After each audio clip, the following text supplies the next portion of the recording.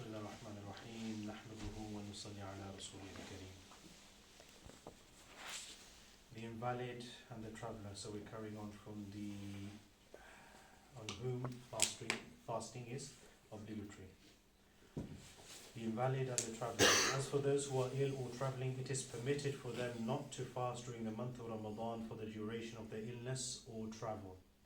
The Quran states, so whoever sights the new moon of the month, let him fast it, and whoever is ill or on a journey, then an equal number of other days. Allah intends for you ease and does not intend for you hardship, and wants for you to complete the period and to glorify Allah for that to which He has guided you, and perhaps you will be grateful.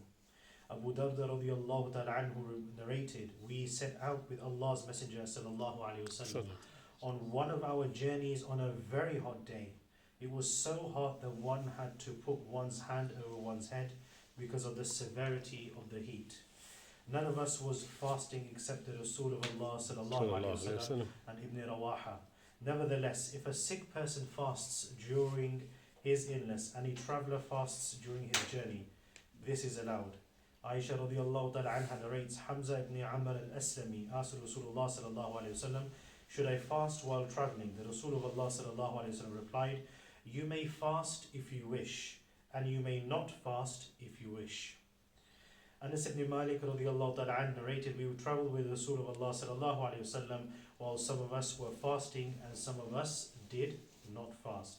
Tawus narrated that Ibn Abbas radiallahu ta'ala anhu said, Rasulullah sallallahu alaihi wasallam set out from Medina to Mecca, and he fasted until he reached Usfan, where he asked for water and raised his hand to let the people see him, and then broke the fast and did not fast after that until he reached Makkah. And that happened during Ramadan. Ibn Abbas used to say, Allah's Messenger sallallahu alaihi wasallam sometimes fasted and sometimes he did not fast during journeys, so whoever wished to fast could fast, and whoever wished not to fast could do so.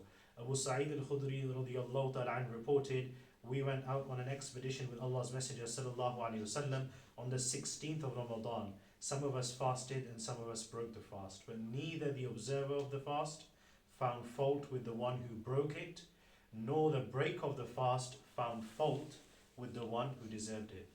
So according to Hanafi fiqh, when it comes to fasting, there is an option. If you are in travel or you're not feeling well, you may fast or you may not fast. It's totally optional. But again, when I look at the UK and the situation, each country has its own different situations, has its own different challenges. So this is my own personal opinion. And a lot of people, when they ask me queries, I give answers between two goalposts. One is fatwa and one is taqwa. So if someone asked me if I was going to London, for example, which would be an hour and a half journey, the principle I would use, if there's any journey which is 3 hours or more, which for us as UK citizens tends to cause some kind of difficulty. If you were to ask citizens of the US, it would be standard 8-hour journey, so it's very different. So I think 3 hours or more would be a journey which has a lot of difficulty and mashaqqa in. But for those who ask me, which is below 3 hours, I would say try and fast. You should fast. So the fatwa is, the ruling is that they don't have to fast. But when I look at the basis of taqwa, I give them this ruling that if there is mashaqqa, if there is difficulty, then you should rule your keeping of the fast on the grounds of taqwa. So sometimes you will find, and these principles you will find from a lot of scholars of other schools of thought, where they either give the ruling on the basis of fatwa, or sometimes it's a matter of taqwa. May Allah subhanahu wa ta'ala make us amongst those who judge our fast in the true light of the sunnah. Those physically unable to fast. As for the elderly and the sick that are unable to fast and there is no hope of the recovery, then they are excused from fasting. Instead, they should feed a poor person half a sa' of wheat or half a sa' of dates or barley or for each day of the fast. So it's a measurement then basically. When Anas ibn Malik radiallahu ta'ala anhu reached old age and was unable to fast, he commanded that the poor be fed. So they were fed bread and meat until they were full. If a pregnant woman or breastfeeding mother fear for the well-being of their children or themselves, then they may break their fast and make it up, but they are not required to pay any compensation whatsoever. May Allah subhanahu wa ta'ala make us amongst those who, even the strength to fast.